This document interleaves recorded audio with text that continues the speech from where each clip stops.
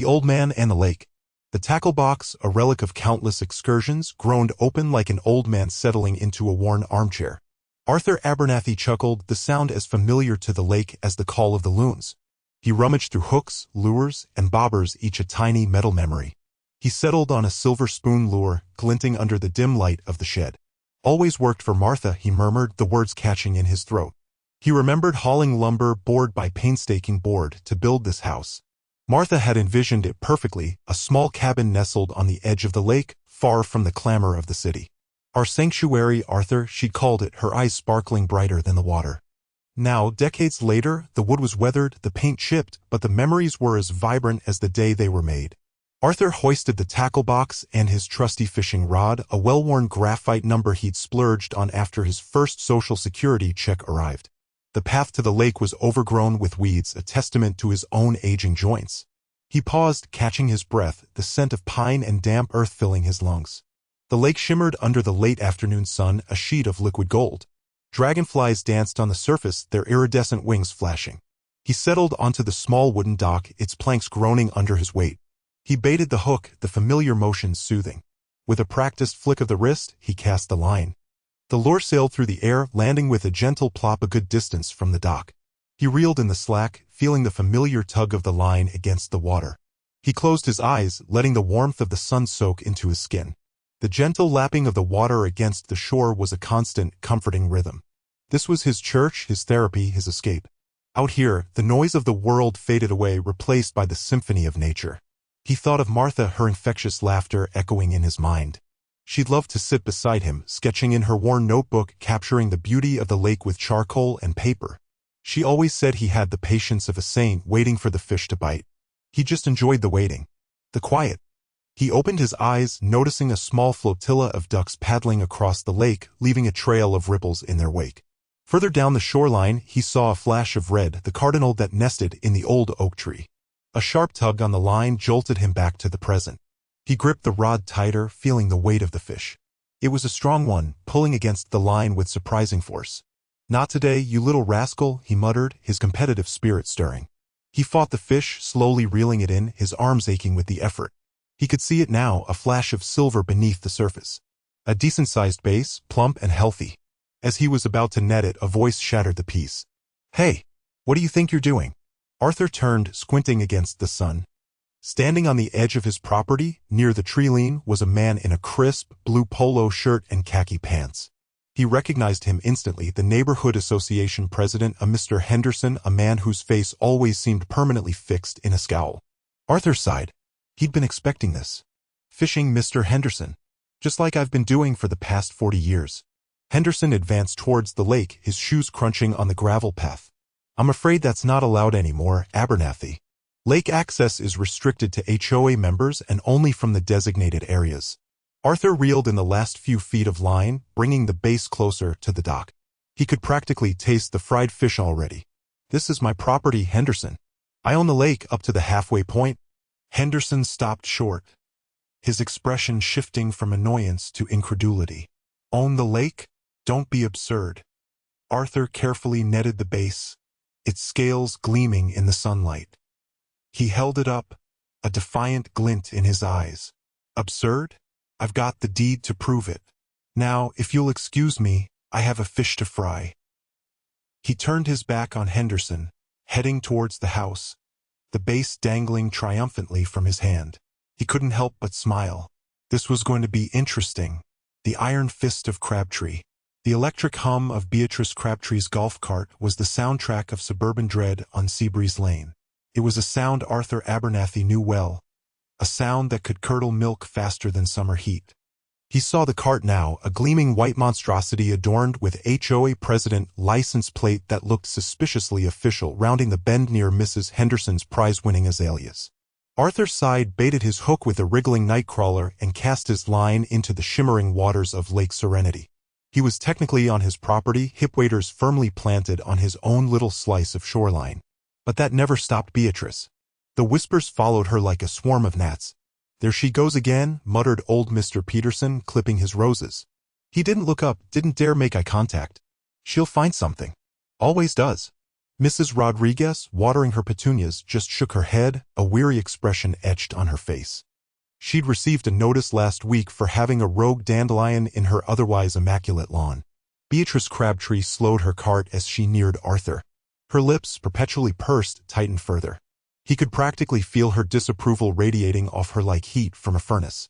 She stopped a respectful distance away, though not wanting to disturb his peaceful commune with nature, as she would sarcastically call it later. "Mr. Abernathy," she said, her voice sharp enough to cut glass. "Enjoying the lake?"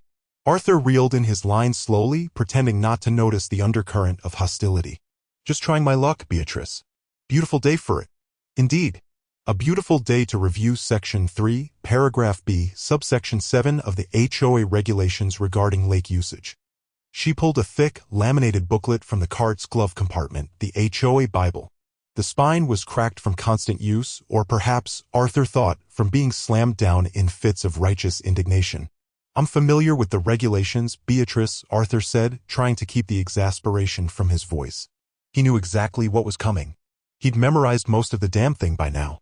"Are you aware," she continued, flipping to a dog-eared page with alarming precision, "that live bait is prohibited between the hours of 10 a.m. and 4 p.m.? It clearly states that." She adjusted her spectacles, perched precariously on her nose. "The introduction of live organisms into Lake Serenity during peak sunlight hours poses a potential threat to the delicate ecosystem." Arthur glanced at his watch. 10:17 a.m. "It's 10 after 10, Beatrice. Give a guy a break.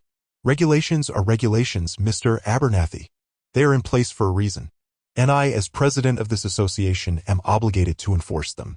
She puffed out her chest slightly, a tiny general surveying her domain. He reeled in his line, the nightcrawler still wriggling defiantly. "Fine, fine. I'll switch to artificial." He reached into his tackle box, pulling out a gaudy plastic lure. Beatrice watched him, her eyes narrowed. "And is that lure approved by the Lake Serenity Aesthetics Committee?" Arthur stared at her, dumbfounded. "The what committee?" "The Lake Serenity Aesthetics Committee. They review all artificial lures to ensure they meet the aesthetic standards of the community. We wouldn't want anything unsightly disturbing the natural beauty of the lake." Arthur resisted the urge to throw the lure at her. "Beatrice, with all due respect, this is getting ridiculous. Ridiculous is allowing anarchy to reign in our community, Mr. Abernathy. Ridiculous is disregarding the rules that bind us together." She gripped the steering wheel of her golf cart, her knuckles white. "And I believe that lure violates Rule 43 subsection C, which states all lures must be in natural, muted tones." Arthur looked at the lure. It was bright pink with glitter. Beatrice's eyes gleamed with triumph. "I'll be expecting you to remove the lure, or I'll be forced to issue a formal violation notice." She put the cart in reverse. "Have a pleasant day, Mr. Abernathy. And please, think of the ecosystem." With a final hum, the golf cart disappeared around the bend, leaving Arthur standing on the shore, a bright pink lure dangling from his hand, the serene surface of Lake Serenity reflecting his simmering rage. He knew he should just let it go, but the sheer audacity of it all, the iron fist of Crabtree squeezing the life out of Seabreeze Lane, was more than he could bear. He wasn't sure what he was going to do, but he knew one thing: Beatrice Crabtree had just crossed a line. A peaceful day interrupted. The late afternoon sun warmed Arthur's face as he cast his line, the lure arcing silver against the azure sky before disappearing with a quiet plink into the lake. Dragonflies, shimmering emerald and sapphire, zipped over the water's surface, their delicate wings a blur. He leaned back in his folding chair, the worn canvas creaking softly, and closed his eyes, inhaling the scent of pine needles and damp earth. A kingfisher rattled overhead, a blue streak against the green canopy. He'd almost forgotten what peace felt like. He'd only been out here for an hour, a stolen hour amidst the chaos of leaky faucets and overgrown roses. The fishing had been slow, but he wasn't really here for the fish. He was here for the quiet, the solitude, the feeling of being connected to something larger than himself and his increasingly absurd life. Suddenly, the line tugged, a sharp, insistent pull that sent a jolt of adrenaline through him. He gripped the rod, reeling slowly, feeling the weight on the other end. It was a good one. He could feel it fighting, the line singing a high, thin note as the fish darted back and forth beneath the surface. After a few minutes of careful maneuvering, a flash of silver broke the water. A largemouth bass, easily 5 pounds, its scales gleaming in the sunlight. Arthur grinned, a genuine, unadulterated grin that reached his eyes and crinkled the corners. He carefully unhooked the fish, admiring its sleek form before gently releasing it back into the lake. It disappeared with a flick of its tail, leaving only a ripple on the water's surface. He was just wiping his hands on his jeans when he heard it, the high-pitched whine of an electric motor growing louder. He knew that sound. It was the sound of impending doom, the sound of Beatrice Crabtree and her souped-up golf cart hurtling towards him. He glanced towards the road that skirted the lake. Sure enough, there she was. The golf cart, painted a nauseating shade of pastel pink, bounced over the uneven terrain, Mrs. Crabtree a rigid figure behind the wheel. Her silver helmet glinted in the sun, and even from this distance he could see the disapproving set of her jaw. He sighed, bracing himself. He knew this was coming. He'd seen her patrolling the lake yesterday, her eyes scanning the shoreline like a hawk searching for prey. He'd hoped he could get away with just one peaceful afternoon. The golf cart screeched to a halt a few feet away, kicking up a cloud of dust. Mrs. Crabtree switched off the motor, the sudden silence amplifying the chirping of crickets in the undergrowth. She removed her helmet, revealing a perfectly coiffed helmet of silver hair. Her face was a mask of disapproval, her lips pursed into a thin, bloodless line. Her eyes, magnified by thick, cat-eye glasses, bored into him. "Arthur," she said, her voice sharp and brittle like shattering glass. The confrontation. The sun, a burnished disk in the clouded sky, warmed Arthur's shoulders as he angled for a bite. Reeds murmured secrets to the passing zephyr, the gentle lap of the lure against the water the only disturbance beyond the distant hum of traffic. Serenity. A precious gift these days. Hem. Arthur grimaced, retrieving his line. That imperious clearing of the throat was unmistakable. He turned to face Beatrice Crabtree, a vision in a flowered ensemble, complete with a matching sun shield planted at the dock's edge, arms crossed like a particularly stern mannequin. Her lips had all but vanished, compressed into a thin, disapproving line. "Mr. Abernathy," she announced, her tone crisp enough to shatter glass. "I observe you are indulging in unsanctioned leisure." Arthur arched a brow. "Fishing, Beatrice? Scarcely illegal. I've cast a line in this lake for half a century." "Perhaps," she sniffed, adjusting her visor. "But it stands in flagrant violation of HOA Directive 3(2)B, which explicitly restricts the lake to purely aesthetic appreciation. No boating, no swimming, and decidedly no angling." Arthur chuckled, a dry, rasping sound. "Aesthetic appreciation? It's a lake, Beatrice. It's meant for enjoyment. Regulations are regulations, Mr. Abernathy. Enacted for the communal good. And I must insist you cease immediately." She tapped a foot, the sound softened by the immaculate lawn bordering the water. A familiar heat prickled in Arthur's chest. This was about far more than angling, he knew. This was about dominion, about influence, about Mrs. Crabtree's relentless need to orchestrate the lives of others. He inhaled deeply, striving to suppress his rising ire. "Beatrice," he began, his voice surprisingly even, "I hold title to this lake." Her face contorted in disbelief. "Don't be preposterous, Arthur. The lake is common ground maintained by the Homeowners Association." "Not quite," Arthur countered, setting his rod aside. Turning toward the weathered shed at the dock's edge, he wrestled with the lock. The metal felt icy beneath his fingertips. He emerged with a dusty, leather-bound ledger. Approaching Mrs. Crabtree, he extended it toward her. "These are the original deeds, Beatrice. My grandfather acquired this land back in 1928. The lake is part of the parcel. The HOA manages it, yes, but solely at my discretion." Mrs. Crabtree snatched the ledger, her gaze darting across the aged documents. Arthur witnessed her initial incredulity morph into a brew of bewilderment and outrage.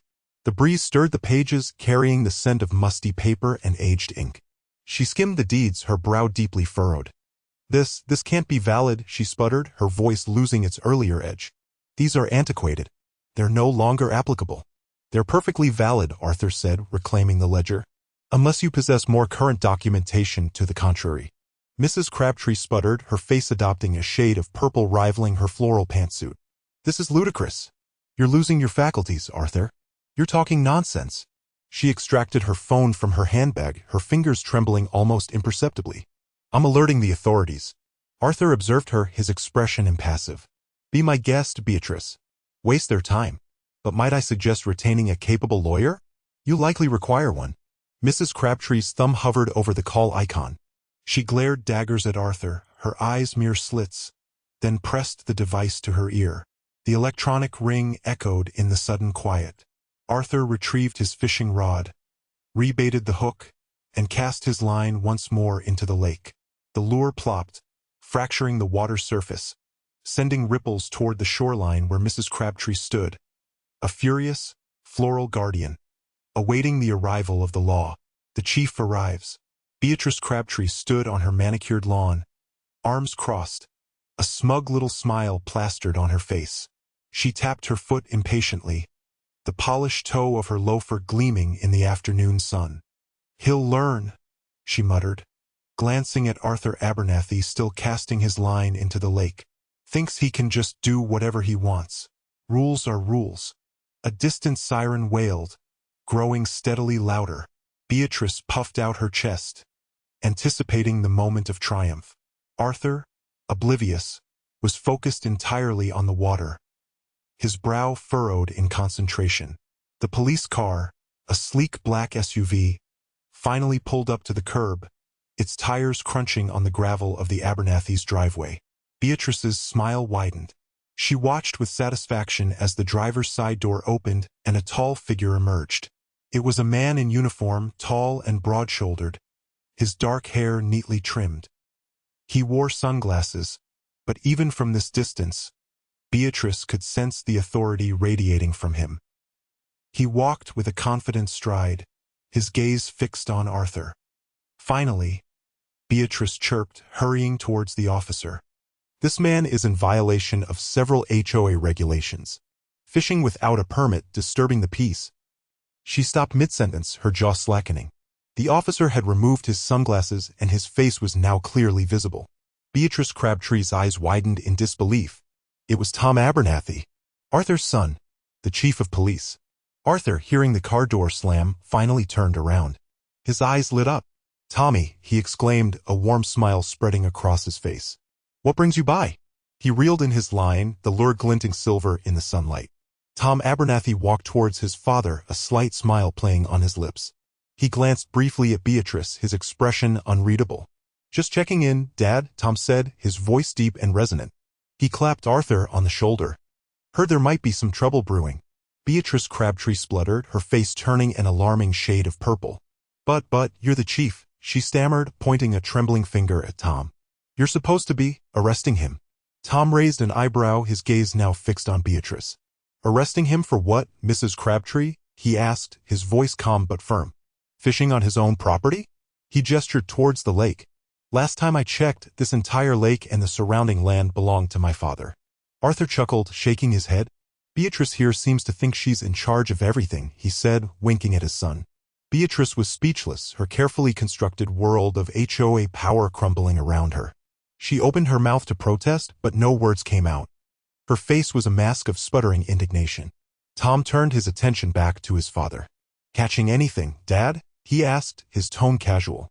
"Just enjoying the peace and quiet," Arthur replied, gesturing towards the tranquil water. "Until—" He paused, glancing pointedly at Beatrice. Tom followed his father's gaze. "Mrs. Crabtree," he said, turning back to her, his voice now laced with a hint of warning. "I understand you're concerned about maintaining the standards of the community. However, I suggest you familiarize yourself with the property lines and the local ordinances before making any further accusations. Is that understood?" Beatrice Crabtree, utterly deflated, could only nod weakly. The smug smile had vanished, replaced by a look of bewildered outrage. Tom nodded curtly. "Good. I'll leave you two to it then." He turned back to his father. "I'll stop by later for dinner, Dad. Mom's making the pot roast you like." "Sounds great, Tommy," Arthur said, beaming. "Drive safe." Tom smiled, then turned and walked back to the police car. He paused at the driver's side door, glancing back at Beatrice one last time. His expression was neutral, but there was a definite glint of amusement in his eyes. He got into the car, started the engine, and slowly drove away, leaving Beatrice Crabtree standing on her lawn, a picture of utter defeat. Family ties. The air crackled. Not with ozone, but with the suppressed fury radiating off Mrs. Crabtree. It was a palpable thing, hot and prickly against Tom's skin as he stepped onto the porch. He ignored it, focusing instead on the familiar, slightly stooped figure by the door. "Dad!" Tom's voice boomed, cutting through the tense silence. He strode forward, engulfing Arthur in a hug that lifted him slightly off the ground. Arthur chuckled, a sound that vibrated against Tom's chest. "Tommy, good to see you, son." Arthur patted Tom's back with surprising strength. He looked younger, somehow. Triumphant. Tom released his father, finally turning his attention to Beatrice Crabtree. Her face was a roadmap of conflicting emotions, anger, embarrassment, and a dawning horror that was almost comical. He kept his expression neutral, a practiced skill honed from years of diffusing tense situations in the precinct. "Mrs. Crabtree," he acknowledged with a polite nod. She sputtered, her carefully constructed composure crumbling like a sandcastle in a rising tide. "Thomas, there's been a misunderstanding. Your father, he was fishing." "So I see," Tom said calmly, gesturing towards the fishing rod leaning against the porch railing. He picked it up, examining the reel with a practiced eye. A good rod. Probably one he'd gifted his father years ago. But the regulations. The lake is for residents only. And he didn't identify himself. Mrs. Crabtree wrung her hands, the manicured nails digging into her palms. The perfectly applied lipstick seemed a shade too bright against her suddenly pallid skin. Arthur cleared his throat. "I tried to explain, Beatrice. Several times. But you were a little preoccupied with procedure." Tom glanced at his father, a silent question passing between them. Arthur simply shrugged, a small smile playing on his lips. "Mrs. Crabtree, I understand there are rules," Tom said, his voice even and reasonable. "But perhaps we can discuss this like adults. Inside? Dad, why don't you make us some of that awful instant coffee you're so fond of?" He winked. Arthur's smile widened. "Coming right up, son." He bustled inside, leaving Tom alone with the HOA president. Mrs. Crabtree stood frozen, her eyes darting between Tom and the open doorway. "Thomas, you don't understand. This is a matter of principle. We can't have people flouting the rules. It sets a dangerous precedent." "I'm sure it does," Tom agreed smoothly. "But I'm also sure that a simple conversation could have resolved this without involving drastic measures." He let the unspoken accusation hang in the air. She puffed out her chest, attempting to regain some semblance of authority. "I was simply doing my job, enforcing the rules. That's what I was elected to do." "Of course," Tom said, his voice dangerously soft. "And I'm doing mine, ensuring the safety and well-being of the citizens of this town, including my father." He stepped aside, gesturing towards the house. "Now, are you coming in for coffee, or are we going to continue this conversation on the porch?" She hesitated, her gaze flickering towards the houses across the street, undoubtedly filled with curious eyes peering through curtains. The humiliation was a tangible thing, thick in the air. Defeat etched itself onto her face. "Fine," she said, her voice tight. "But this isn't over, Thomas." Tom simply smiled. A polite, professional smile that didn't reach his eyes. "Of course not, Mrs. Crabtree. Of course not." He followed her inside, the scent of stale coffee and simmering resentment filling his nostrils. This was far from over. The law and the lake. The air hung thick with humidity, each breath a heavy weight in Tom's lungs. He watched Mrs. Crabtree's face, a mask of crimson indignation threatening to crumble. Behind her, the small crowd of neighbors shifted, their earlier outrage slowly morphing into something akin to sheepish curiosity. "Mrs. Crabtree," Tom began, his voice calm and carrying over the water's edge, "I understand your concern about fishing in the lake. However, the issue isn't as clear-cut as you seem to believe." He turned slightly, addressing the group. "For years, there's been a misunderstanding about the lake's ownership. Officially, the deed belongs to Mr. Arthur Abernathy." A ripple of hushed surprise ran through the onlookers.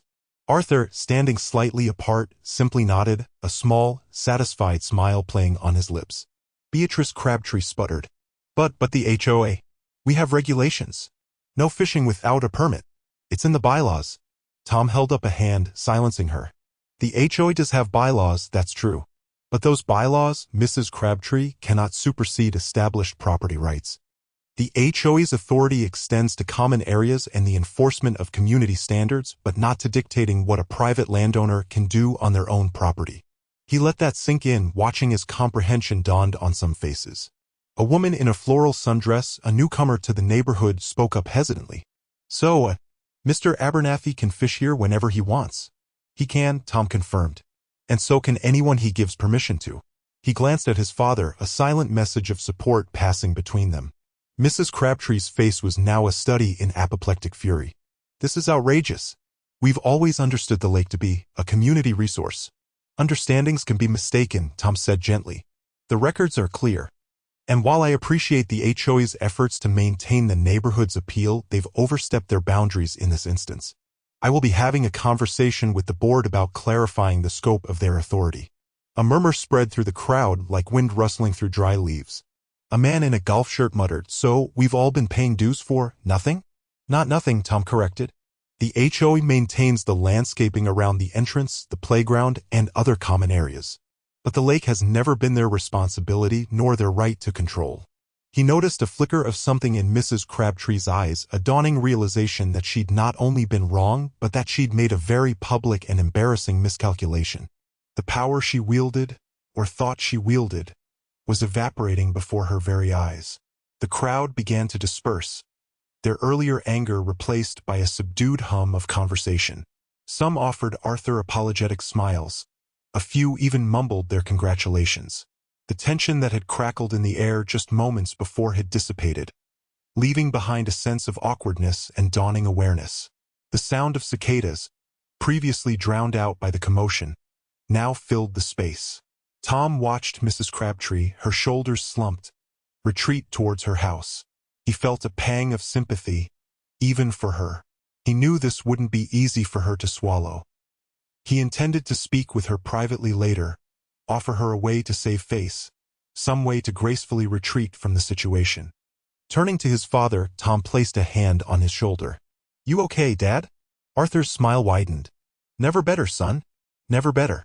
He looked out over the shimmering water, the setting sun painting the sky in hues of orange and purple. "You always did have a way with words, Tommy." Tom just shook his head, a tired smile on his own face.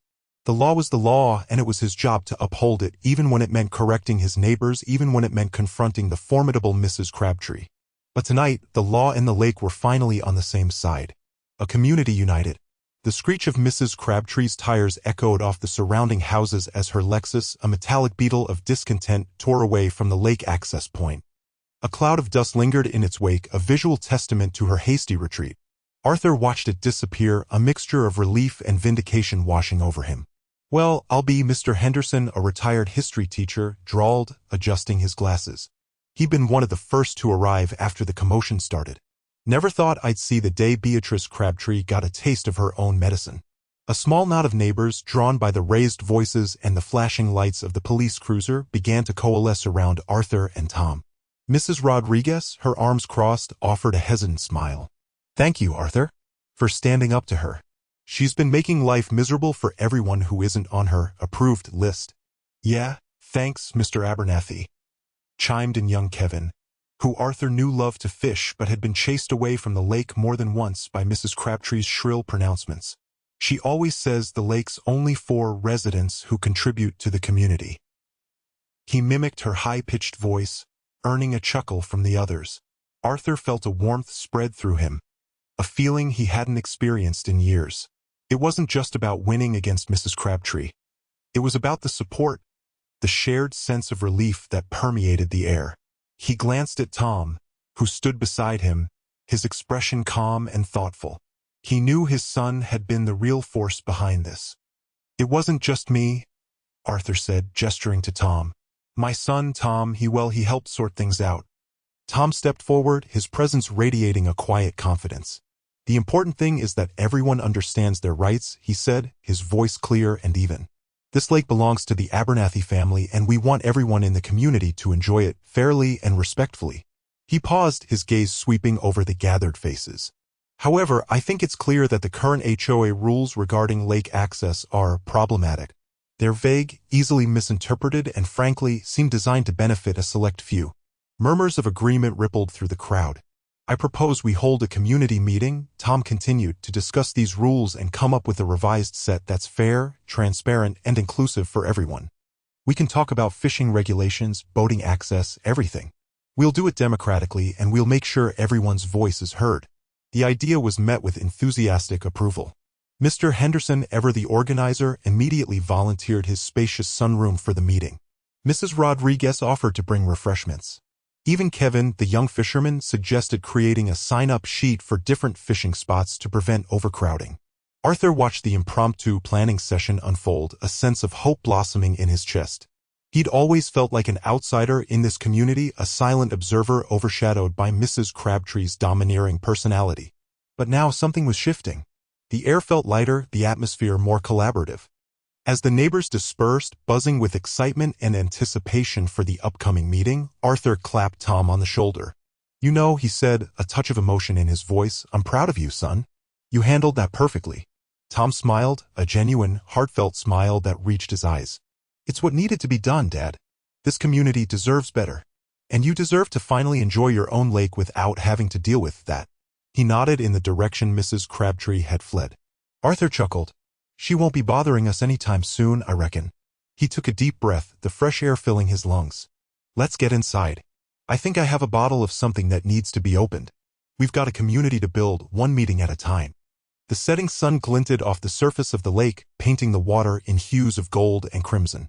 It was a beautiful sight, a promise of brighter days to come. Peace restored. A palpable tension electrified the community center. Chairs rasped against the floor as residents took their places, a mix of hope and trepidation etched on their faces. Arthur, surprisingly tranquil, sat beside Tom. He wore his best plaid, the one Martha favored, though he stubbornly sported his battered fishing hat. Margaret Olson, wielding the gavel, brought the room to order with a sharp rap that sliced through the rising murmur. "Good evening. Let's get started." She adjusted her spectacles and cleared her throat. "Tonight, we address the proposed revisions to Rule 3.2 concerning lake access." A wave of hushed debate rolled through the room. Mrs. Henderson, guardian of prize-winning lakeside petunias, rose, her voice a nervous tremor. "I still insist that angling will draw unwanted creatures. Raccoons, snakes, they'll ravage our gardens." "With respect, Mrs. Henderson," Tom countered smoothly, "thoughtful angling, including proper disposal of refuse, will curtail any negative impact." He indicated the distributed guidelines, barbless hooks, strict catch-and-release protocols, and designated zones for fishing. Mr. Peterson, a retired accountant famed for his precision, added, "The guidelines seem adequate. But enforcement? Surely the HOA won't morph into lake patrolmen." Arthur leaned forward, his voice firm and unexpected. "I volunteer. I'm on the lake daily. I'll gladly ensure compliance." A collective intake of breath swept the room. Arthur, volunteering instead of griping? Unheard of. The discussion ebbed and flowed for another hour, a carefully constructed bridge of anxieties and compromises. Concerns ranged from potential clamor to discarded trash and, inevitably, Mrs. Henderson's floral arrangements. Tom addressed each point with patience, his composed manner acting as a soothing balm. He championed community, shared resources, and respect for both the environment and one another. Finally, Margaret called for the vote. Hands rose in overwhelming support of amending Rule 3.2 to permit fishing contingent on adherence to the proposed framework. A collective exhalation of relief filled the room, a palpable sense of concord. Arthur beamed, genuine pleasure lining his face. He clapped Tom on the shoulder. "We did it, son. We actually pulled it off." The following afternoon, sunlight painted the lake in a mosaic of brilliance.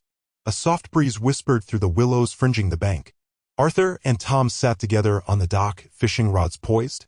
The rhythmic swish of the line, the gentle kiss of water against the pilings, the distant calls of songbirds, a symphony of serenity. Arthur baited his hook with a worm, his movements unhurried. "Never thought I'd witness this," he mused, his voice brimming with satisfaction. "Fishing allowed on Abernathy Lake. Officially." Tom chuckled. "It took the entire community, Dad.